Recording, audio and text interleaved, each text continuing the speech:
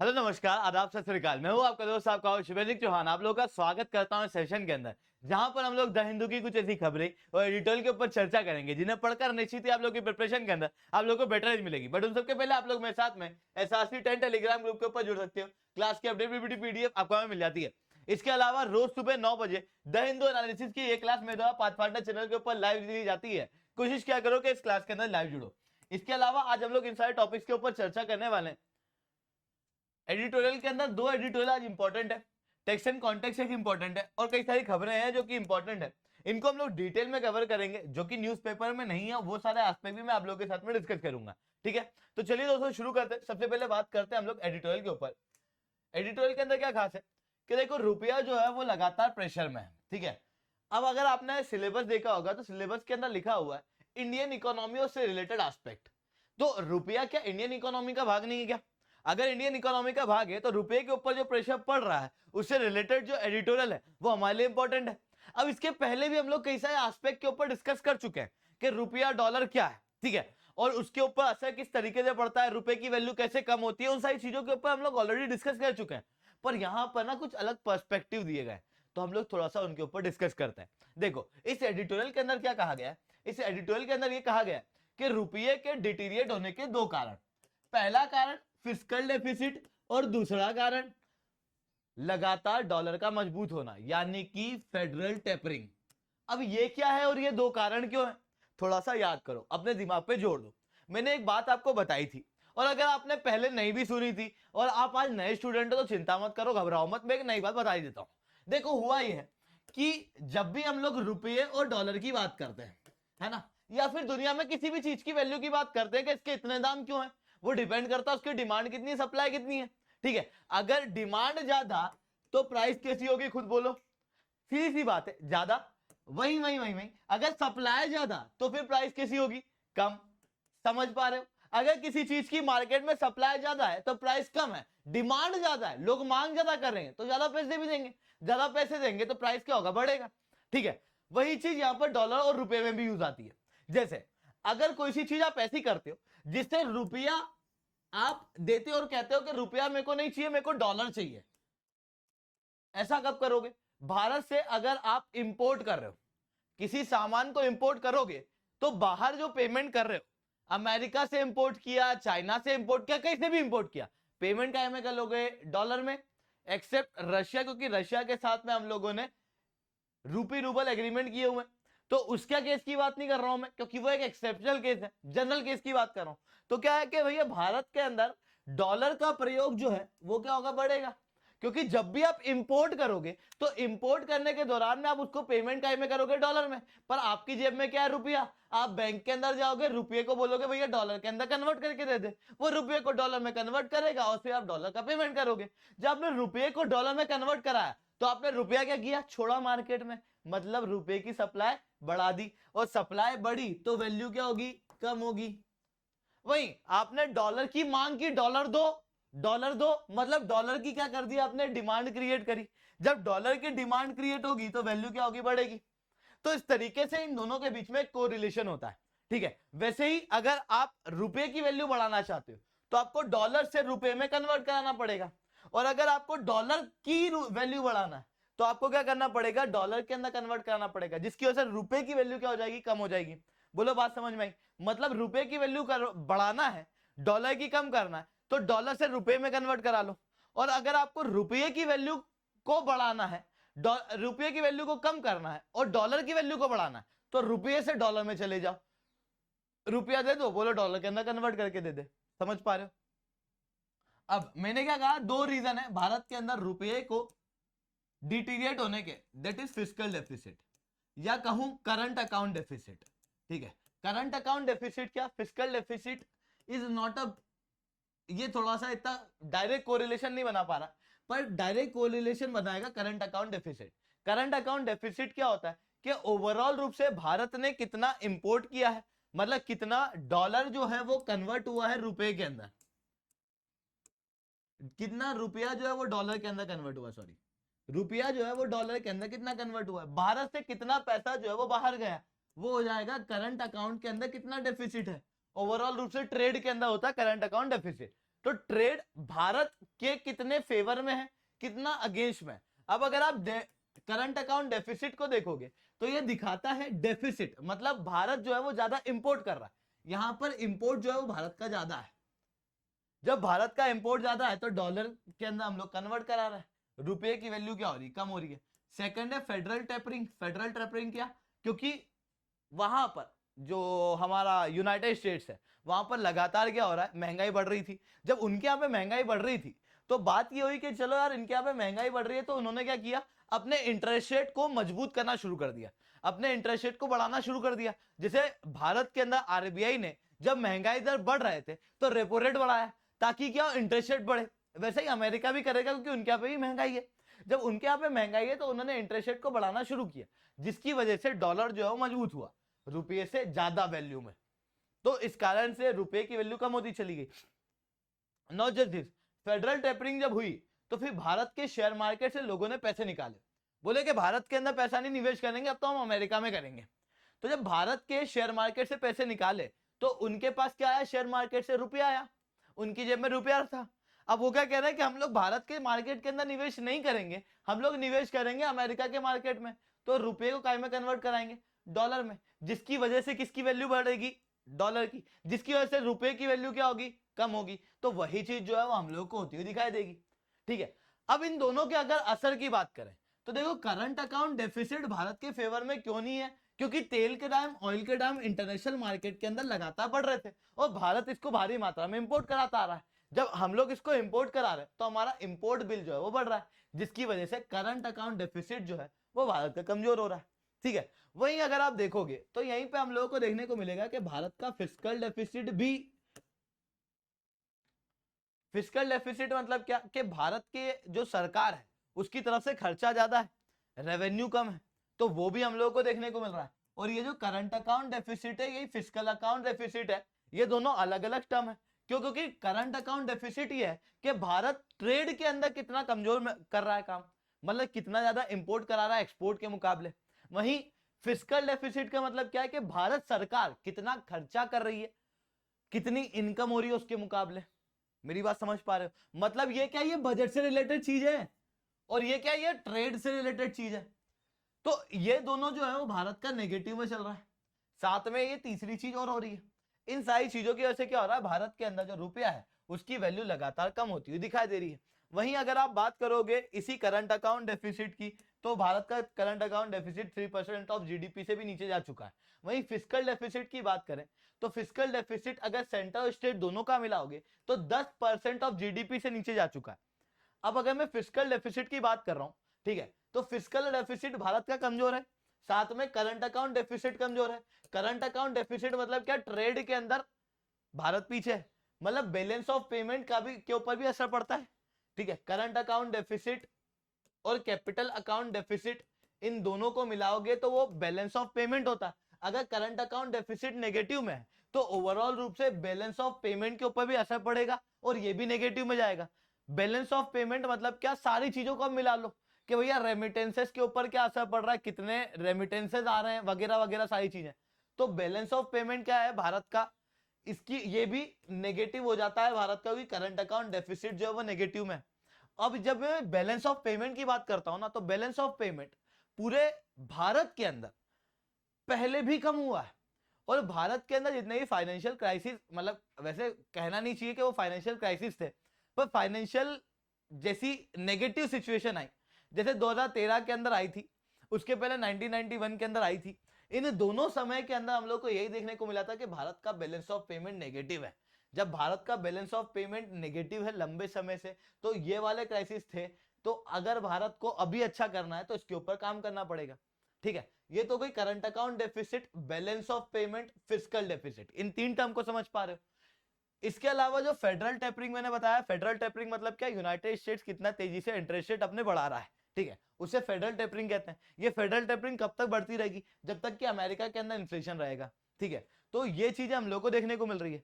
वहीं इन सारी चीजों के दौरान में भारत सरकार द्वारा क्या क्या एक्शन लिए जाना है, तो भारत सरकार द्वारा भी कई सारी कोशिश की जा रही है महंगाई को कम करने की। जैसे भारत ने क्या किया है कि डॉलर को हटा के रशिया से तेल लेने की शुरुआत की है, वो भी सस्ते दामों के अंदर। क्योंकि हमको सस्ते दामों में डिस्काउंटेड रेट के अंदर तेल दे रहा था, तो हम लोगों ने वहां से लेना शुरू कर दिया। ठीक है, इसके अलावा हम लोगों ने इथेनॉल ब्लेंडिंग वगैरह जो है उसकी स्पीड को बढ़ा दिया, कह दिया है कि 2025 तक आते आते 20% तक इथेनॉल ब्लेंडिंग कर दी जाएगी, ताकि तेल के दाम जो है वो कम हो। ठीक है, क्योंकि इथेनॉल भारत के अंदर ही बनता है, तो हमारा इंपोर्ट बिल जो है वो कम होगा। ठीक है, तो ये चीजें जो है भारत सरकार द्वारा की जा रही है। साथ में एक बहुत ही इंपॉर्टेंट चीज है कि जैसे फेडरल टेपरिंग की वजह से भारत के शेयर मार्केट से फॉरेन पोर्टफोलियो इन्वेस्टर्स पैसा निकाल रहे हैं, जिसकी वजह से डॉलर जो है वो रुपये के अंदर, रुपया जो है वो डॉलर के अंदर कन्वर्ट करवा रहे हैं, जिसकी वजह से रुपये की वैल्यू कम हो रही है। वहीं इसकी वजह से शेयर मार्केट तो अचानक से गिर जाना चाहिए था, क्योंकि भारत के अंदर तो बहुत ज्यादा एफपीआई है। अगर वो भारत के बाहर जा रही है तो भारत का शेयर मार्केट तो एकदम नीचे जाना था, मतलब नीचे एकदम घुस जाना था, उसको निकालना पड़ता, इतना इतना नीचे चले जाना था। पर उसी दौरान में क्या हुआ है कि भारत के अंदर लोगों के पास में जो लोन वगैरह है उनको डेफरमेंट अलाउ कर दिया था, मतलब आरबीआई ने कह दिया कि आप थोड़ा लोन बाद में दे देना। अभी यूट्यूब वगैरह के ऊपर भी लोगों के अंदर जागरूकता चल रही है कि आप शेयर मार्केट के अंदर निवेश करते हैं, शेयर मार्केट के अंदर निवेश करते हैं। हर्षद मेहता की 2-3 वो वेब सीरीज वगैरह आ गई थी, तो लोग और ज्यादा प्रमोट हो गए। ऐसी कंडीशन में क्या हुआ कि लोगों ने शेयर मार्केट के अंदर ज्यादा निवेश किया। साथ में जो यूट्यूब के ऊपर कई सारे ज्ञान देने वाले लोग आते हैं, उनके द्वारा क्या किया जाता है, उनके द्वारा ये कहा गया है और एक सिंपल सा नैरेटिव भी चलता है कि जब शेयर मार्केट नीचे हो तो पैसा लगाओ, जब उस समय पे पैसा लगाओगे तो अपने आप क्या होगा, कभी ना कभी शेयर मार्केट बढ़ेगा तो आपको ज्यादा प्रॉफिट होगा। तो लोगों ने क्या किया है, ज्यादा से ज्यादा पैसा निवेश करना शुरू किया ताकि शेयर मार्केट ताकि उनको ज्यादा प्रॉफिट हो। तो भारत की तरफ से जो डोमेस्टिक इन्वेस्टमेंट है वो बढ़ रहा है, फॉरेन इन्वेस्टमेंट शेयर मार्केट के अंदर कम हो रहा है। ऐसी कंडीशन में क्या है कि शेयर मार्केट जो है वो बहुत अचानक से नीचे नहीं जा रहा है, नीचे जा रहा है। ठीक है, नीचे जा रहा है पर बहुत तेजी से नहीं जा रहा है। इसके अलावा तमिलनाडु की जो ब्रेकफास्ट वाली स्कीम थी, मैंने आपको पढ़ाई भी थी, इसके ऊपर बात की गई है कि क्या ये फ्री बाय है या ये नॉर्मल है। ठीक है, क्योंकि फ्री बाय की बातें लगातार चल रही है। तो देखो, पहले मैं आपको कुछ डाटा देता हूं पूरे भारत से रिलेटेड। जब हम लोग डाटा की बात करते हैं तो अभी क्या हुआ है कि 3 काफी इंपॉर्टेंट चीज हुई है। पहली कि फ्री बाय का डिबेट लगातार हम लोग को देखने को मिल रहा है। दूसरी चीज हम लोग को देखने को मिली है ह्यूमन डेवलपमेंट। ह्यूमन डेवलपमेंट के अंदर भारत की परफॉर्मेंस लगातार कमजोर है। जैसे भारत की रैंक 113 देशों के अंदर से 17th है in global food security index. Global hunger index के अंदर 101वीं रैंक है 116 में से। साथ में ह्यूमन डेवलपमेंट इंडेक्स के अंदर 132 रैंक है 191 कंट्रियों में। इसे नोट कर लेना। क्यों कर लेना? क्योंकि ये काफी इंपॉर्टेंट रिपोर्ट्स हैं, ये प्री के अंदर नहीं आएंगी। कभी भी इतना फैक्चुअल प्री के अंदर मैंने तो नहीं देखा है। ठीक है, पर यहां पर मेंस के अंदर आपको यूजफुल आ सकता है। क्यों? क्योंकि इन डाटा को आप अपने मेंस के आंसर के अंदर लिख सकते हो। और फूड सिक्योरिटी, हंगर और ह्यूमन डेवलपमेंट, इनसे रिलेटेड एक ना एक क्वेश्चन आना फिक्स है। तो इस कारण से ये रिपोर्ट जो है वो काम आएगी आपको। तो इस कारण से इनके डाटा जो है वो लिख लेना कि भारत की रैंक क्या थी। बहुत ज्यादा डिटेल के अंदर आप इस को कवर करने की जरूरत नहीं, क्योंकि वो हम लोग कवर कर चुके हैं। और जिसने अभी तक कवर नहीं किया उनको घबराने की जरूरत नहीं कि अरे अरे अब क्या करेंगे, क्योंकि ये चीज जो है बस इतना ही इंपॉर्टेंट है कि भारत की रैंक क्या है। बाकी सब तो वो बहुत लंबी कहानी है, उनको सबको पढ़ने की इतनी आवश्यकता अभी है नहीं। ठीक है, तो अभी बस इतनी चीज समझो कि भारत की रैंकिंग जो है वो इतनी है, जो दिखा रहा है कि ओवरऑल रूप से इंडिया के अंदर जो ह्यूमन डेवलपमेंट है वो कम है। सेकेंड थिंग, तीसरी थिंग, कोविड के कारण एजुकेशन के अंदर डिसरप्शन, साथ में कोविड के कारण माल न्यूट्रिशन पूरे देश भर के अंदर देखने को मिल रहा है ना। स्टंटिंग देखने को मिल रही है, अंडरवेट देखने को मिल रहा है। एनएफएचएस की रिपोर्ट के अंदर हम लोग को यही पता लगा था कि सारी चीजों के अंदर भारत ने परफॉर्म अच्छा किया है, पर माल न्यूट्रिशन के अंदर हम लोग कमजोर रहे हैं। तो एक तरफ तो एजुकेशन डिस्टर्ब हो रही है, दूसरी तरफ क्या है, माल न्यूट्रिशन है। एजुकेशन को बढ़ाना है, साथ में माल न्यूट्रिशन को भी टैकल करना है। इतना ही नहीं, इतना ही नहीं, गरीबी बढ़ रही है। क्यों? क्योंकि कोविड-19 के कारण पूरी तरीके से इकोनॉमी के ऊपर उल्टा असर पड़ा है। ठीक है, जिसकी वजह से पॉवर्टी के अंदर भी इंक्रीमेंट देखने को मिला है। ऐसी कंडीशन के अंदर लोगों के पास में भोजन की सुविधा नहीं है। हंगर पूरे विश्व के अंदर हम लोग को देखने को मिल रही है। मतलब आज लगभग 7,50,000 बच्चे पूरे विश्व के अंदर भूखे हैं। 9.3 मिलियन लोग ऐसे हैं जिनको एक समय का खाना नहीं मिल पा रहा है। ठीक है, तो ये चीजें हम लोग को देखने को मिल रही है, ये चीजें हम लोग को देखने को मिल रही है। तो ऐसी कंडीशन में हम लोगों को क्या किया जाना चाहिए, ठीक है, तो वही करना चाहिए जो हम लोग पहले कर रहे थे। क्या? जब पहले भूखमरी की सिचुएशन थी, जब पहले माल न्यूट्रिशन बच्चों के अंदर ज्यादा था, साथ में एजुकेशन की कमी थी और लोगों को एजुकेशन की तरफ आगे बढ़ाना था, बच्चों को एजुकेशन की तरफ आगे बढ़ाना था, तो हम लोगों ने क्या किया था, हम लोगों ने कहा था कि मिड डे मील स्कीम ले आओ। अब उस समय में मिड डे मील स्कीम दी गई थी। उसी तरीके से मिड डे मील के अंदर क्या होता है कि दिन के बीच के अंदर भोजन दिया जाता है, मतलब एक समय का भोजन जो है वो स्कूल के अंदर दिया जाता है। पर एक बात सोचो ना यार, विचार करो कि हम लोगों को तो बचपन से यही बढ़ाते आ रहे हैं कि ब्रेकफास्ट दिन का सबसे इंपॉर्टेंट मील होता है, पर इस मिड डे मील के अंदर वो कवर नहीं है। तो एक भारी मात्रा के अंदर बच्चे ऐसे हैं भारत के अंदर जो ब्रेकफास्ट नहीं करते हैं आज भी। अब उनके मेंटल डेवलपमेंट के लिए, उनके शारीरिक डेवलपमेंट के लिए हम लोग को ब्रेकफास्ट देना जरूरी है, जिसके कारण से तमिलनाडु की सरकार ने दिया है। अब आप ये बात सोचो कि जब हम लोग फ्री बाय की बात करते तो क्या ये फ्री बाय है या नहीं, क्योंकि सवाल तो उसके ऊपर था। और समझो मेरी बात कि पिछले 2-3 साल से लगातार फ्री बाय के ऊपर हम लोगों को देखने को मिल रहा है कि एडिटोरियल आ ही रहे, कभी तमिलनाडु के ऊपर आ जा रहे हैं, कभी गुजरात के ऊपर आ रहे हैं, कभी डिस्कॉम कंपनी के कारण आ रहा है, कभी इलेक्शन कमीशन के द्वारा इसके ऊपर कंसर्न शो किया गया है, कभी फाइनेंस कमीशन द्वारा किया गया है। 2020 के अंदर जो 15 फाइनेंस कमीशन बनी थी उसके अंदर टर्म ऑफ रेफरेंस आप पढ़ना, उसे जो टर्म ऑफ रेफरेंस उस समय में प्रेसिडेंट द्वारा दिया गया था वो भी यही था कि फ्री बाय को रोकने के लिए क्या किया जाए। One of the 11 term of reference में से एक टर्म ऑफ रेफरेंस वो भी था, ठीक है। तो 2020-2019 से ये बात चल रही है कि फ्री बाय को कैसे रोकना है, और उसके ऊपर लगातार हम लोग को एडिटोरियल देखने को मिल रहा है, क्योंकि करंट के अंदर इशू है और डायरेक्टली हमारे फिजिकल जो फेडरलिज्म है उससे रिलेटेड चीज है, ठीक है। तो उन सारी चीजों के लिए ये टॉपिक जो है वो काफी ज्यादा इंपॉर्टेंट हो जाता है, ठीक है। तो इसके ऊपर हम लोग इसी कारण से चर्चा कर रहे हैं। अब डाटा फैक्ट समझ में आए, अब समझ में आने की जरूरत ये है कि क्या ये जो स्कीम है ये फ्री बाय है या नहीं। तो देखो यार, जब हम लोग फ्री बाय की बात करते हैं तो फ्री बाय क्या होता है, थोड़ा अपने दिमाग के अंदर घुमाओ, याद करो, तो आप पाओगे कि फ्री बाय का मतलब होता है फ्री में चीजों को देना। पर ये कौन सी चीज है? क्या हम लोगों को फ्री बाय बिल्कुल बंद कर देना चाहिए कि लोगों को स्कीम स्कीम कुछ भी मत दो, फ्री में भोजन भी क्यों दे रहे हो, फ्री में एजुकेशन भी क्यों दे रहे हो, फ्री में अस्पताल भी क्यों बना रहे हो? नहीं, फ्री में ऐसी चीजों को देना बंद करना है, जैसे मोबाइल देना है फ्री में, ठीक है, कि आओ जो हमारी रैली के अंदर आएगा उन सबको मोबाइल दे देना, ठीक है। कि आपके बिजली के बिल जो है वो माफ किए जा रहे हैं, खैर उसका भी एक असर पड़ता है, उसका भी कुछ बेनिफिट्स है। पर कई सारी ऐसी फ्री बाइज दी जाती हैं कि अगर हम आ गए तो हर एक के अकाउंट के अंदर, हर महिला के अकाउंट के अंदर इतने पैसे डाल देंगे, या फिर फार्म लोन हम लोग माफ कर देंगे, इस तरीके की चीज है, ठीक है, जिसका लॉन्ग टर्म के अंदर हम लोगों को कोई बेनिफिट नहीं है। फ्री बाय वहां पर नहीं दिया जाना चाहिए, पर फ्री बाय कहां दिया जाना चाहिए? जहां पर भोजन की आवश्यकता है, फूड सिक्योरिटी के लिए, एजुकेशन के लिए, हेल्थ केयर के लिए, क्योंकि हेल्थ केयर तो फ्री होना चाहिए, एजुकेशन जो है वो गरीबों को कम दामों के अंदर मिलना चाहिए। तो ये फ्री बाय नहीं है, इसे फ्री बाय नहीं कहा जाएगा, जो ब्रेकफास्ट वाली स्कीम ही है, ठीक है। अब अगर मैं तमिलनाडु की बात करूं तो तमिलनाडु के अंदर या फिर केरला तमिलनाडु वाले क्षेत्रों के अंदर किस तरीके से एनएफएचएस के अनुसार माल न्यूट्रिशन है, तो जब मैं अंडर न्यूट्रिशन की बात करता हूं 5 से 9 साल की उम्र के बच्चों के बीच में, तो 10% तक हम लोगों को तमिलनाडु के अंदर देखने को मिलता है। पूरा नेशनल एवरेज है 22% तक का। तमिलनाडु का नोट करने की जरूरत नहीं है, नेशनल एवरेज भले नोट कर लेना, ठीक है। केरला के अंदर 11% है, केरला का भी नोट करने की जरूरत नहीं है, क्योंकि इतना फैक्ट आप नहीं लिखोगे, ठीक है। मतलब समझो, आपके एग्जाम की डिमांड को समझो कि एग्जाम की डिमांड क्या कि 150-250 वर्ड लिख रहा है, उसके अंदर आप आधे समय फैक्ट ही लिखते रहोगे तो बाकी आंसर कैसे लिखोगे, ठीक है।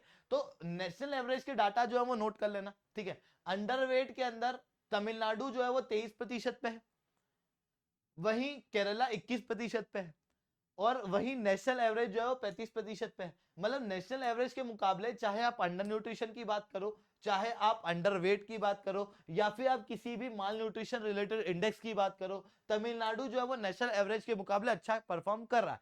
बट उसके बावजूद भी दूसरे देशों के मुकाबले तमिलनाडु के अंदर माल न्यूट्रिशन ज्यादा है, और तमिलनाडु जो है वो उसको टैकल करने की कोशिश कर रहा है, ठीक है। तो यही कहा गया है कि ये जो है ये हम लोग नहीं कहेंगे कि ये एक फ्री बाय है।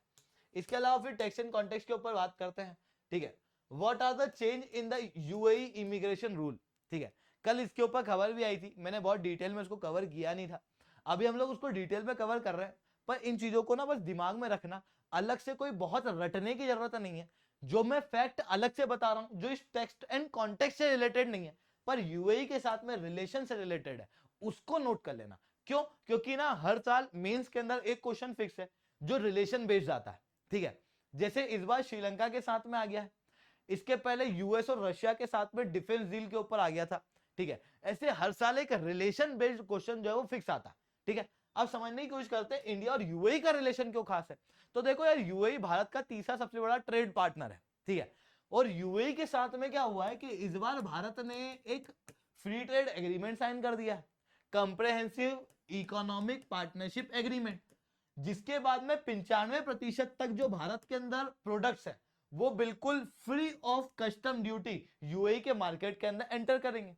नॉट जस्ट दिस, यूएई के साथ में हमारे रिलेशन इसलिए भी अच्छे हैं क्योंकि अभी जो हमारा व्यापार है वो लगभग $26 बिलियन के आसपास का है। हमारा टारगेट है $100 बिलियन तक उसको पहुंचाना अगले 5 सालों के अंदर, ठीक है।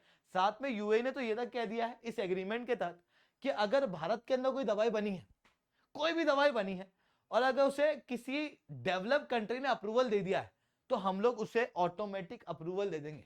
मतलब उसके लिए कोई अलग से अप्रूवल लेने की जरूरत नहीं है, लेने की जरूरत नहीं भारत की कंपनियों को। अगर इंटरनेशनल लेवल पे कहीं भी रिकॉग्निशन मिला उस दवाई को तो वो यूएई के अंदर ऑटोमेटिकली रिकॉग्नाइज्ड है।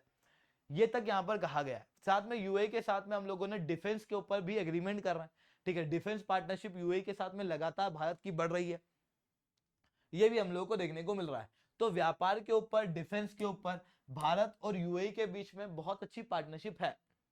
उसी दौरान में अभी यूएई के द्वारा वीजा सिस्टम के अंदर कुछ चेंजेस किए गए। अलग अलग प्रकार के वीजा हैं। एक होता है एंट्री वीजा, जो यूएई के अंदर एंट्री करने के लिए, मतलब अगर आपको यूएई के अंदर जाना है, ऐसे ही जाना है 10-15-20 दिन के लिए, तो उस एंट्री के लिए ये वीजा लिया जाता है, ठीक है। अब ये कोई 10-12 साल का तो नहीं देंगे, एंट्री वीजा है तो ये दिया जाता है, पहले 30 दिन का दिया जाता था, अब इसे 60 दिन कर दिया है, ठीक है। वहीं एक प्रकार का वीजा होता है ग्रीन वीजा। ग्रीन वीजा ना टूरिज्म से रिलेटेड होता है वहां पर, तो टूरिज्म से रिलेटेड होता है, ये लगभग 6 महीने के लिए दिया जाता है। आप एक बार या मल्टीपल टाइम अगर घूमना चाहते हो यूएई आप आ सकते हो। वहीं एक प्रकार का वीजा होता है गोल्डन वीजा। गोल्डन वीजा क्या होता है? तो गोल्डन वीजा एक सिंपल सा वीजा का एक तरीका है जिसके अंदर लोगों को जॉब वगैरह के लिए अगर आना है ना, वहां पर रहने के लिए आना है रेसिडेंस के रूप में, तो सही वही ये गोल्डन वीजा दिया जाता है, ठीक है। अब क्या हुआ है कि ग्रीन वीजा के लिए कहा गया है कि हम लोग ऐसे लोगों को यूएई द्वारा ऐसे लोगों को ये वीजा देंगे जो स्किल्ड लोग हैं, ठीक है, जो टॉप 500 यूनिवर्सिटी के अंदर पढ़े वाले हैं, है ना, साथ में काफी अच्छा परफॉर्म कर रहे हैं, उन्हें हम लोग ग्रीन वीजा देंगे। साथ में गोल्डन वीजा किन किन को देंगे उसके अंदर भी थोड़े एक्स्ट्रा सेक्टर इन्होंने बताए हैं, जिसके अंदर इन्होंने बताया है कि scientist, skilled worker, exceptional talent, real estate investor, entrepreneur, student, humanitarian, pioneers, doctor, nurses को भी ये लोग देंगे, ठीक है। अब इसको कोई बहुत डिटेल के अंदर, वैसे तो काफी सारी चीजें मैंने भी यहाँ पे लिखी हुई है कि देखो जॉब एक्सप्लोरेशन वीजा क्या है, कि ये एंट्री परमिट वीजा क्या है, और ये मतलब बहुत कोई टफ चीज नहीं है, सिंपल सी चीज है, पर इसको पढ़ने की आवश्यकता नहीं है अलग से, क्योंकि इसके अंदर कोई बहुत ज्यादा चेंजेस हुए नहीं है, ठीक है। और इवन मैं तो कहूंगा कि गोल्डन वीजा को भी इतना याद रखने की जरूरत नहीं है। कुछ चीजें याद रखने की थी तो वो थी कि रिलेशन क्या है, जैसे सीपीए वगैरह, ठीक है। ये जो वीजा के अंदर चेंज हुए हैं उसकी वजह से इंडियन को बेनिफिट होगा। 3.5 million constitute 30% of UAE population, मतलब भारत के लगभग 3.5 मिलियन लोग जो है वो यूएई के अंदर डायस्पोरा के रूप में रह रहे हैं, ठीक है, तो उनको वहां पर बेनिफिट होगा, ठीक है। भारत से भारी मात्रा में लोग जो हैं वो सऊदी अरेबिया के अंदर जॉब करने जाते हैं तो उनको बेनिफिट होगा। तो आप अपने आंसर के अंदर कोई इतनी बड़ी कहानी लिख दोगे क्या? क्योंकि प्रीलिम्स के अंदर तो इसका क्वेश्चन नहीं आने वाला है। तो फिर अपने आंसर के अंदर अगर यूएई से रिलेटेड आंसर आता है तो फिर क्या लिखोगे? सीधी सी बात ये लिखोगे ना कि रीसेंट वीजा चेंज जो किए गए हैं, वीजा रिजाइम के अंदर जो चेंज किए गए हैं उसकी वजह से 3.5 मिलियन भारतीयों को फायदा होगा। यही बात लिखोगे कि इतनी पूरी कहानी लिख दोगे गोल्डन ये वो ये, तो इसलिए ये पूरा इंपॉर्टेंट नहीं है, बस इतनी सी पार्ट, ये जो आखिरी लाइन है ना ये इंपॉर्टेंट है, साथ में वो सीपीए वगैरह जो बताया गया वो इंपॉर्टेंट है, ठीक है। इसके अलावा फिर जीएस1 के ऊपर बात करते हैं। 69% of the house under the प्रधानमंत्री आवास योजना। अब जब मैं आवास योजना की बात कर रहा हूं थोड़ा सा सोचो विचार करो तो आपको याद आएगा कि अच्छा घर बनाएंगे, ठीक है, प्रधानमंत्री आवास योजना के अंदर घर बनेंगे, ठीक है। ये काफी ज्यादा इंपॉर्टेंट है वुमन पॉइंट ऑफ व्यू से कि वुमन के लिए क्या अच्छी चीजें भारत सरकार द्वारा की जा रही हैं, ठीक है, वुमन को क्या क्या बेनिफिट अभी मिल रहा है, कौन कौन सी ऐसी योजना है जो वुमन से रिलेटेड है, वो काफी ज्यादा इंपॉर्टेंट हो जाती है, क्योंकि हर बार घुमा फिरा के एक आध सवाल आ जाता है। ठीक है, तो ये जो स्कीमें होती है जिनका इनडायरेक्ट बेनिफिट भी हो जाता है, जैसे मनरेगा है, इसका इनडायरेक्ट बेनिफिट है कि यार वुमेन्स वगैरह को यहाँ पे प्रमोट ज्यादा किया जाता है, ज्यादा महिलाएं यहाँ पे काम कर रही हैं। ठीक है, इतना ही नहीं, वैसे ही प्रधानमंत्री आवास योजना भी अब आप लिख सकते हो, क्यों? क्योंकि प्रधानमंत्री आवास योजना जो कि 2016 के अंदर भारत के प्रधानमंत्री द्वारा लाई गई थी, इस योजना के अंदर यह कहा गया था कि भारत के अंदर हम लोग लगभग 2.62 करोड़ घर बनाएंगे। ठीक है, मतलब 2.5 करोड़ के आसपास ओवरऑल ले लो, है ना, मतलब उसको एग्जैक्ट फिगर लिखने की जरूरत भी नहीं है, तो 2.5 करोड़ के आसपास घर बनेंगे। जो 2.5 करोड़ घर बनेंगे उसके अंदर से मतलब ग्रामीण क्षेत्रों के अंदर भी कई सारे घर बनाए जाएंगे। अब जो ग्रामीण क्षेत्रों के अंदर घर बन रहा है उसके अंदर जो 69% तक घर है ना, 2 करोड़ ऑलरेडी बन चुके हैं, उसकी 69% घरों के अंदर जो मालिकाना हक है वो महिला के पास में। इससे होगा क्या, देखो यार, महिला जो है वो मालिक है किसी घर की, ठीक है, तो उसको डिसीजन मेकिंग पावर मिलेगी। ठीक है, क्योंकि घरों के अंदर बड़े बड़े डिसीजन जो है वो खास रूप से ग्रामीण क्षेत्रों के अंदर तो और भी कम होते हैं महिलाओं के पास में, तो वो महिलाओं को वो डिसीजन मेकिंग पावर जो है वो इसकी वजह से मिलेगी। साथ में महिलाओं का इकोनॉमिक डेवलपमेंट होगा। ठीक है, अब महिला को अगर मतलब जैसे हस्बैंड वगैरह डोमेस्टिक वायलेंस कर रहा है तो वो कह देगी कि भैया देखो घर मेरे नाम पे है, अभी निकाल दूंगी, तो चुपचाप साइड में बैठा रहेगा। तो वो क्या है कि मतलब थोड़ा सा महिलाओं के एम्पावरमेंट के लिए ये चीज जो है वो यूज आएगी। इतना ही नहीं, है ना, और भी कई सारी स्कीम है जो महिलाओं को डायरेक्टली और इनडायरेक्टली बेनिफिट है, बेनिफिशियल है, और बड़ी बड़ी फ्लैगशिप स्कीम की मैं बात बता रहा हूं। जैसे मैंने अभी बताया प्रधानमंत्री आवास योजना, और मैंने बताया मनरेगा, इसके अलावा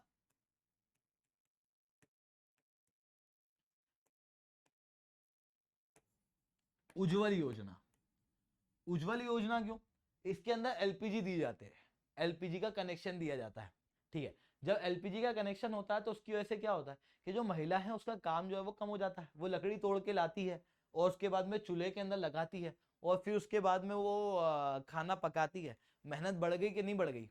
इतना ही नहीं, चूल्हे के अंदर अगर खाना बनाया जाता है तो लकड़ी के जलने की वजह से धुआं निकलेगा कि नहीं निकलेगा? उसकी वजह से जो फेफड़ों के अंदर या फिर शरीर के ऊपर असर पड़ेगा कि नहीं पड़ेगा? सबसे ज्यादा किसके पड़ेगा? वो जो महिला उसके पास में बैठ के खाना बना रही है उसी के ऊपर पड़ेगा।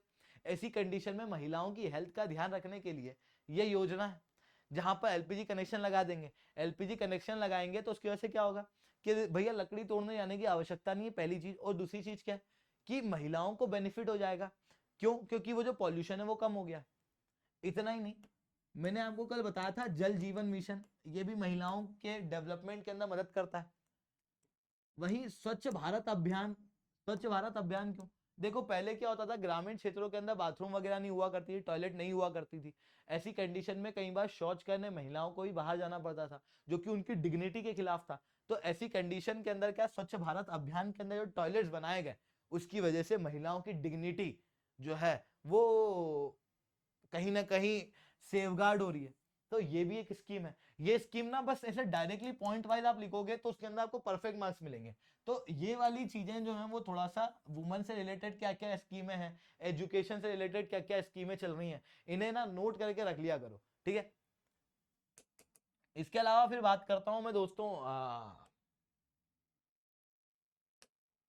एक और खबर के ऊपर।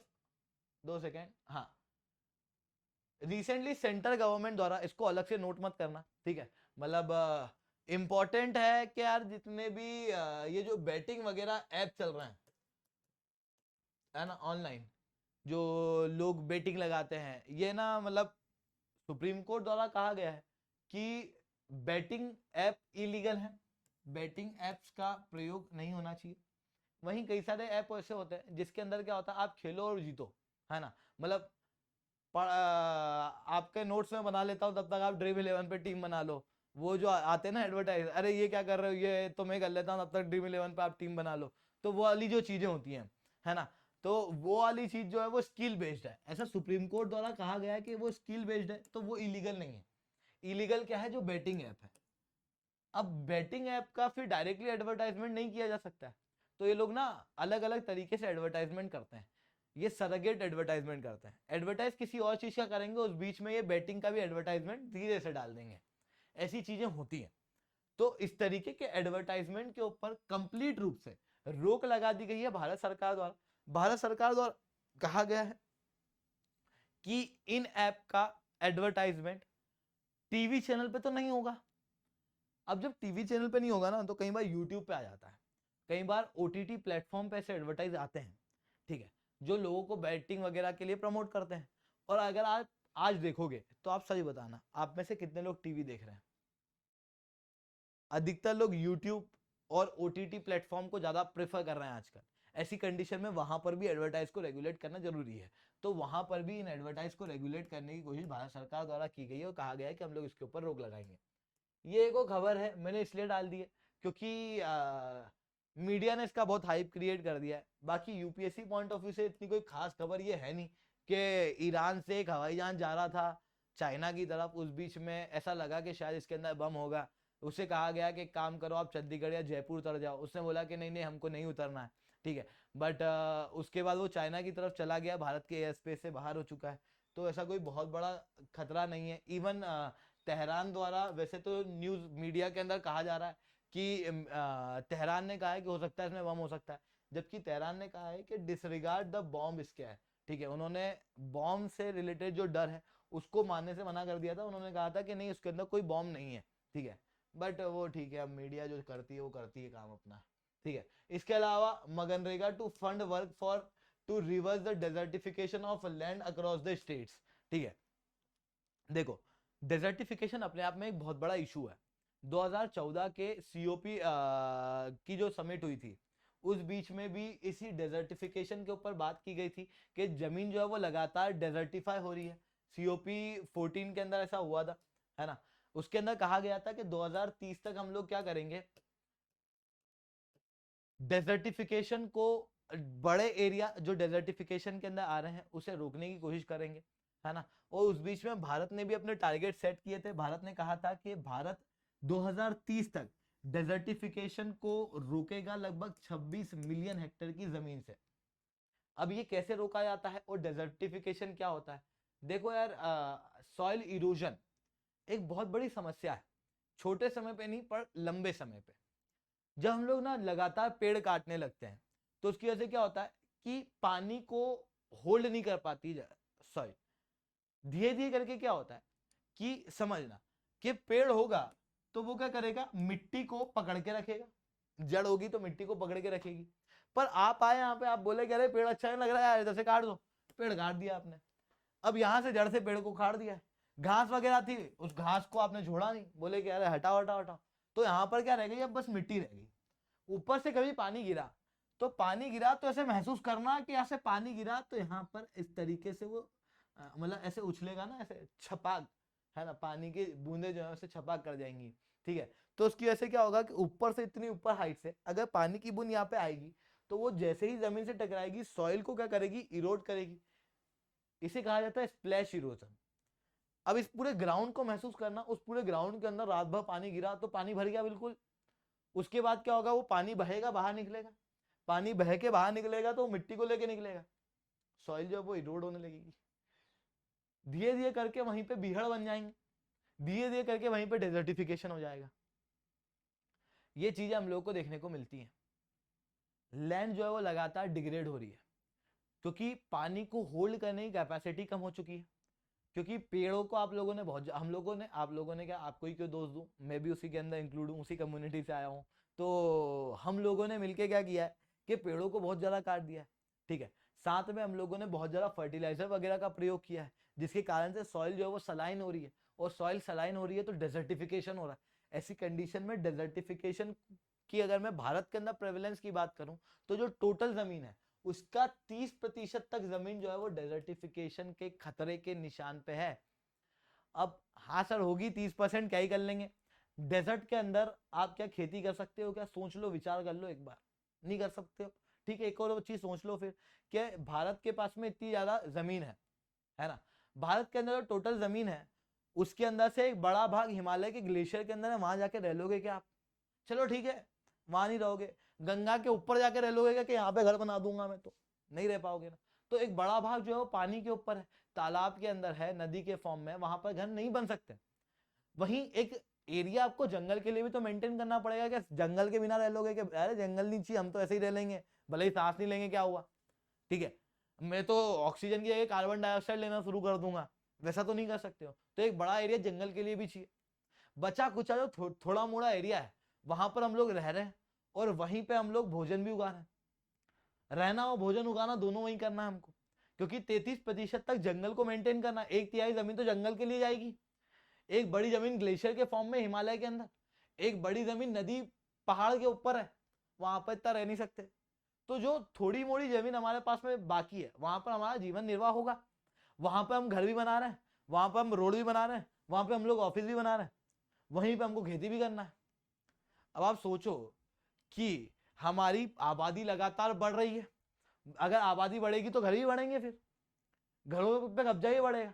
साथ में क्या हो रहा है कि यार जो घर वगैरह के जो रियल एस्टेट है इनके दाम बढ़ रहे हैं, तो लोग क्या कर रहे हैं, रियल एस्टेट के अंदर निवेश कर रहे हैं कि भैया वो घर ले लो, ये घर ले लो। तो ऐसी कंडीशन में क्या हो रहा है, घर जो है वो महंगे भी होना है, साथ में और ज्यादा घर जो है बनने की शुरुआत हो रही है। क्या आप ये बात फील कर पा रहे हो कि आपका जो शहर था वो पहले बहुत छोटा हुआ करता था, अब लगातार बढ़ता जा रहा है, आसपास के जो जंगल के एरिया उनके अंदर इंक्रोच कर चुका है। दो पास में अगर बड़े शहर थे, बीच में छोटे मोटे गांव थे, तो वो गांव अब गायब हो चुके हैं, वो दो शहर ही बिल्कुल जुड़ चुके हैं। ऐसा भी कई सारी जगहों पे हो चुका है, जैसे भुवनेश्वर और कटक एक अच्छा एग्जाम्पल है, ठीक है। तो ये चीजें हम लोगों को पूरे भारत के अंदर देखने को मिल रही है। मेरी बात समझ पा रहे हो, महसूस कर पा रहे हो। अब देखो यार, इसकी वजह से क्या हो रहा है कि जब हमारे पास में रहने की जमीन बढ़ रही है तो खेती करने की जमीन कम हो रही है। वहीं आबादी के बढ़ने की वजह से उसे भोजन खिलाना है कि नहीं खिलाना, कि हवा पे जिंदा है, भोजन खिलाएंगे। अब अगर भोजन कराना है तो भोजन कराने के लिए हम लोगों को जो छोटा एरिया है वहां पर अच्छी खेती करना जरूरी है। अब उस छोटे एरिया में से भी 30% जमीन अगर डेजर्टिफिकेशन में चली जाएगी और वो लगातार बढ़ेगी, शायद 40% 50% पे पहुंच जाए, तो उस जमीन पे उपज कम हो जाएगी, और उपज कम हो जाएगी तो लॉन्ग टर्म के अंदर क्या भारत के अंदर फूड सिक्योरिटी के इशू नहीं आएंगे। ये केवल भारत की बात नहीं कर रहा हूं, ये हालत पूरे विश्व के अंदर है, तो पूरे विश्व के ऊपर ही असर पड़ेगा। फिर क्या कहोगे कि भैया नदी के अंदर से मछली पकड़ के खा लेंगे, चलो खा लो, ठीक है, ब्लू इकोनॉमी का को डेवलप कर लेंगे हम लोग, ठीक है, बट उसकी वजह से कितना करोगे। अगर बहुत ज्यादा फिशिंग के ऊपर डिपेंडेंट रहेंगे तो जो फिश है उनका भी एक कैपेसिटी है रिप्रोडक्शन की, जितनी तेजी से वो रिप्रोड्यूस कर रही है हम लोग उतनी तेजी से खा सकते हैं, बहुत ज्यादा तेजी से नहीं खा सकते, नहीं तो फिश जो है वो डिक्लाइन होने लगेगी, ब्लू इकोनॉमी भी फिर खतरे के निशान के नीचे आ जाएगी। तो वो चीज ना हो, ठीक है।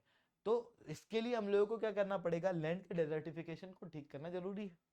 उसको कैसे किया जा सकता है, पेड़ उगाओ साहब, सॉइल को ठीक करो, ड्रेनेज पैटर्न को ठीक करो, है ना, सॉइल और मॉइस्चर को कंजर्व करो, नर्सरी को बढ़ाओ पेड़ वगैरह डेवलप करके, रेन वाटर हार्वेस्टिंग करो, हॉर्टिकल्चर, पास्चराइजेशन, ये सारी चीजों को डेवलप करो। तो वो सारी चीजें जो है वो करने की कोशिश भारत सरकार द्वारा की जा रही है।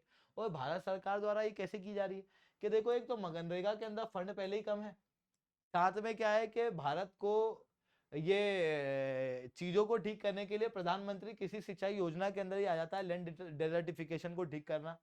तो इन दोनों को मर्ज करने की कोशिश की जा रही है ताकि लैंड डेजर्टिफिकेशन जो है वो ठीक किया जा सके। इनको मतलब मर्ज नहीं, कन्वर्ज किया कि जो मनरेगा के अंदर काम करने वाले लोग हैं उन्हें कहा जा रहा है कि भैया लैंड डेजर्टिफिकेशन के ऊपर काम करना शुरू करो, है ना, वहां पर प्रोजेक्ट दिए जा रहे हैं, है ना, मर्ज नहीं किया जा रहा, कन्वर्ज किया जा रहा है। मर्ज करना दोनों को मिला के एक स्कीम बना देना होता है, और कन्वर्ज करना मतलब क्या कि दोनों को सेम काम के अंदर अलाइन करना, ठीक है, 2 सेकंड देना।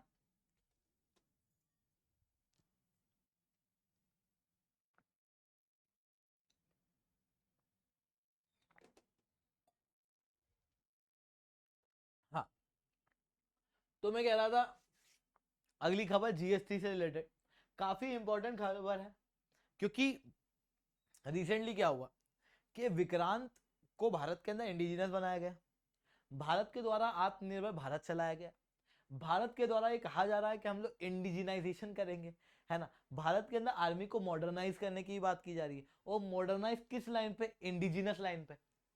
कर रहे हो कि नहीं कर रहे हो? मतलब भारत के प्रधानमंत्री खुद आके कह रहे हैं कि देखो यार इंडिजिनस प्रोडक्ट बनाना जरूरी है, नहीं तो क्या होगा, कल को बाहर वाले हमको दिक्कत दे जाएंगे, हम लोग वो डिटरेंस जो है वो क्रिएट नहीं कर पाएंगे। ऐसी सारी कंडीशन के अंदर ये जो इंडिजिनस प्रोडक्ट बनते हैं ना, इनके थोड़े से नाम ध्यान रख लिया करो। हो सकता है आने वाले समय में डिफेंस के ऊपर क्वेश्चन आ जाए, तो उस दौरान में ना ये एग्जाम्पल के अंदर डालने में काम आएंगे, नहीं तो भाई विक्रांत के ऊपर घूमते रहोगे। ठीक है, तो अभी रिसेंटली क्या हुआ है कि लाइट कॉम्बैट हेलीकॉप्टर किसके द्वारा बनाया गया, जल्दी से कमेंट करो। हिंदुस्तान एरोनॉटिक्स लिमिटेड द्वारा, यानी कि इंडिया के अंदर ही बनाया गया है, मतलब इंडिया की ही कंपनी द्वारा बनाया गया। और यहां पर लाइट कॉम्बैट हेलीकॉप्टर जो कि HAL द्वारा बनाया गया है, उसे अभी इंडक्ट कर लिया गया है। अब ये जो लाइट कॉम्बैट हेलीकॉप्टर है, ये बहुत पहले से इसके ऊपर डेवलपमेंट के ऊपर काम चल रहा था, फाइनली इसे इंडक्ट किया गया है इंडियन आर्मी और एयरफोर्स के लिए। इसके अलावा इसकी कैपेबिलिटीज बहुत ज्यादा है, ज्यादा हाइट तक जा सकता है ये, है ना, ज्यादा वजन कैरी कर सकता है, स्पीड भी बेटर है अभी तक के जितने भी हेलीकॉप्टर है उनके मुकाबले। ठीक है, अब बात करते हैं भैया इंडिजिनाइजेशन के ऊपर के और कौन कौन सी चीज डिफेंस के अंदर हम लोगों ने इंडिजिनाइज की हुई है। आप गूगल करो, उसके पहले मैं बता देता हूँ। अग्नि मिसाइल सिस्टम जो है वो इंडिजिनस प्रोडक्ट है, भारत के लिए डेवलप है, वो भारत के द्वारा डेवलप है। ठीक है, हालांकि दूसरे देशों के साथ में कोलैबोरेट करके डेवलप है, पर है। इसके अलावा भारत के अंदर जो कलवारी क्लास सबमरीन है, उन्हें भारत के द्वारा डेवलप करने की कोशिश की गई है। ठीक है, फ्रांस के साथ में मिलकर। इसके अलावा भारत के द्वारा ब्रह्मोस मिसाइल सिस्टम रशिया के साथ में मिलकर डेवलप की गई है ना, वो भारत के अंदर ही डेवलप किया जा रहा है। ठीक है, AK-208 आई थिंक, है ना, AK-208, एग्जैक्ट नंबर याद नहीं है मेरे को, AK-208 है मोस्ट प्रोबेबली, अमेठी के अंदर रशिया के साथ में डेवलप कर रहे हैं हम लोग। ठीक है, इसके अलावा INS Vikrant, light combat helicopter, इन सबको आप अपने एग्जाम्पल के अंदर लिख सकते हो। पर ये इंडिजिनाइजेशन के अंदर प्रॉब्लम क्या आ रही है, ठीक है, ओवरऑल एनालिसिस करने की कोशिश कर रहा हूं मैं कि यार देखो, अगर मैं इंडिजिनस प्रोडक्ट को भारत के अंदर डेवलप कर रहा हूँ, ठीक है, तो क्यों करना है भैया, मतलब क्या ऐसी क्या जरूरत आन पड़ी, अच्छा वाला इंपोर्ट करते रहते। देखो इंपोर्ट करते हो तो महंगा पड़ता है, तो एक तो इंपोर्ट बिल कम करने के लिए चीज जरूरी है। पहली चीज दिमाग में आएगी कि भैया अगर भारत में डेवलप कर रहे हैं मतलब क्या कि इंपोर्ट बिल कम करने के काम आएगी, फर्स्ट थिंग। सेकंड थिंग क्या है कि भारत अगर डेवलप करेगा तो भारत का एक्सपोर्ट जो है वो बढ़ सकता है। जैसे फिलीपींस को हम लोगों ने क्या बेच दिया था, ब्रह्मोस बेचा था, one of the largest deal के अंदर देखने को मिला था। तीसरी चीज क्या है, तीसरी चीज ये कि भारत को नॉर्दर्न बॉर्डर के ऊपर चाइना और पाकिस्तान दोनों से थ्रेट देखने को मिल रहा है। ऐसे केस में आर्मी को मॉडर्नाइज करना और एकदम नए सिस्टम को लेके आना जिससे दूसरे देश अचानक से डर जाए, वैसी सारी चीजें करने की आवश्यकता है। तो डिटरेंस के लिए हम लोगों को इंडिजिनस प्रोडक्ट बनाने की आवश्यकता है। भारत कहता है कि हम लोग नेट सिक्योरिटी प्रोवाइडर बनेंगे, ये कीवर्ड याद रखना, नेट सिक्योरिटी प्रोवाइडर। जब हम लोग नेट सिक्योरिटी प्रोवाइडर बनाने की बात कर रहे हैं तो ऐसी कंडीशन में सिक्योरिटी हो तो सही, मतलब डिफेंस हो तो सही, तो उसके लिए हम लोगों को ये इंडिजिनस प्रोडक्ट बनाना है। ठीक है, तो इंडिजिनस प्रोडक्ट बनाने के ये कुछ मेन पॉइंट है। ठीक है, वहीं चैलेंजेस क्या है कि इंडिजिनस प्रोडक्ट हम लोग क्यों नहीं बना पा रहे हैं। तो सबसे इंपॉर्टेंट चैलेंज है हिंदुस्तान एरोनॉटिक्स लिमिटेड। ये चैलेंज क्यों है तो बना रहा है, हाँ नहीं, DRDO ये भी चैलेंज क्यों है तो बना रहा है। भैया एक बार इनके नाम देखो बहुत ध्यान से, तो आप पाओगे कि ये सब गवर्नमेंट कंपनी है, पब्लिक कंपनी, प्राइवेट का निवेश कहाँ है। मतलब सबसे इंपॉर्टेंट चीज है चैलेंज के अंदर कि प्राइवेट का निवेश, प्राइवेट सेक्टर का बहुत ज्यादा कम है, गवर्नमेंट का डोमिनेंस काफी ज्यादा देखने को मिल रहा है, और प्राइवेट सेक्टर को हम लोग मोबिलाइज नहीं कर पा रहे हैं इन डिफेंस को मैन्युफैक्चर करने के लिए। सेकेंड थिंग कि भारत के अंदर एक्सपर्टाइज की कमी है, इसी कारण से हम लोग दूसरे देशों के साथ में मिलकर ज्यादा डिफेंस बना रहे हैं। जैसे रशिया के साथ में मिलकर बनाएंगे, फ्रांस के साथ में मिलकर बनाएंगे वो, ठीक है। जैसे प्रोजेक्ट 17, प्रोजेक्ट 15 जो चलाए गए थे, उनके अंदर हम लोगों ने फ्रांस के साथ में मिलकर फ्रिगेट वगैरह डेवलप की थी, तो वो भी इसी के एग्जाम्पल के अंदर आएगी कि यार हम लोगों के पास में क्या है कि एक्सपर्टाइज कम है, साथ में रिसर्च एंड डेवलपमेंट उस लेवल पे नहीं होगा क्योंकि प्राइवेट सेक्टर का इन्वॉल्वमेंट कम है इस वजह से। ठीक है, इसके अलावा भारत के अंदर क्या होती है कि ये डिफेंस को बनाने की जो प्रोसेस है वो बहुत स्लो चलती है क्योंकि गवर्नमेंट है। तो यहाँ पर ना मतलब हम लोग नई टेक्नोलॉजी का बनाने की कोशिश करते हैं, पर जब तक वो चीज बन के आती है तब तक क्या हो जाता है कि वो टेक्नोलॉजी अपने आप पुरानी हो जाती है। तो ये चैलेंजेस, ये इश्यूज जो है वो हम लोगों को इंडिजिनाइजेशन के अंदर देखने को मिलते हैं। ठीक है,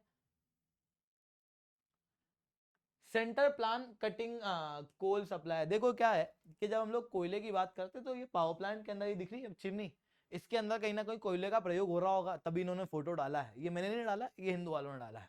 तो यहाँ पर जो ये फोटो देख पा रहे हो, जो चिमनी देख पा रहे हो, जो फैक्ट्री देख पा रहे हो, यहाँ पर कोयले का प्रयोग हो रहा होगा। अब चलो ठीक है, मान लिया यार कोयले का प्रयोग कर रहे हैं, बढ़िया अच्छा जीवन चल रहा है, पर उसकी वजह से पॉल्यूशन भी तो हो रहा है। थोड़े समय पहले की एक बात याद करो, आपको याद होगा तो खबरों के अंदर आप बार बार सुन रहे होगे, और अगर खबरों के अंदर नहीं भी सुन रहे होगे तो ये तो समझ में आ ही रहा होगा कि कोयले के दाम बढ़ चुके थे, क्योंकि भारत के अंदर कोल क्राइसिस आ रहा था। ऐसी सिचुएशन देखने को मिल रही थी, क्योंकि भारत के अंदर कोयले की कमी हो गई थी। मतलब लगभग 7 साल के अंदर पहली बार भारत को कोयला इंपोर्ट करना पड़ा था। ऐसी कंडीशन में कोयले का प्रयोग हमको कम करना था। क्यों कम करना था? इस वजह से भी कम करना था, और दूसरा कारण था कि कोयला जो है वो लगातार हम लोगों को महंगा भी पड़ रहा था। ऐसी कंडीशन के अंदर हम लोगों ने क्या किया था, हम लोगों ने कहा था कि कोयले के प्रयोग को अब हम लोग कम करेंगे, और कोयले के प्रयोग को कम करने के लिए हम लोगों ने क्या किया, हम लोगों ने कहा कि ये कोयला जो है उसके अंदर थोड़ी सी बायोमास की मिलावट कर दो, ठीक है, 5%। पर वो चीज जो है वो नहीं की जा रही है। अगर अदरवाइज बायोमास की मिलावट करने की वजह से ओवरऑल रूप से पॉल्यूशन जो है वो कम होता है। ठीक है, सॉरी वो आज थोड़ा सा लेट हो गया लगता है मैं पढ़ाते पढ़ाते। ठीक है, तो आज के लिए इतना ही रखते हैं, शायद ये क्लास लेट आई होगी। That's all from my side, thank you. Lecture अच्छा लगा हो तो लाइक करो, लेक्चर बहुत अच्छा लगा हो तो SRC10 कमेंट करो। अगर आप लोगों को अनअकैडमी के ऊपर सब्सक्रिप्शन लेना है तो दोस्तों आप लोग कोड यूज कर सकते हो SRC10, जिसके बाद में आप लोगों को मेरे द्वारा पर्सनली 1-on-1 मेंटरशिप मिलेगी।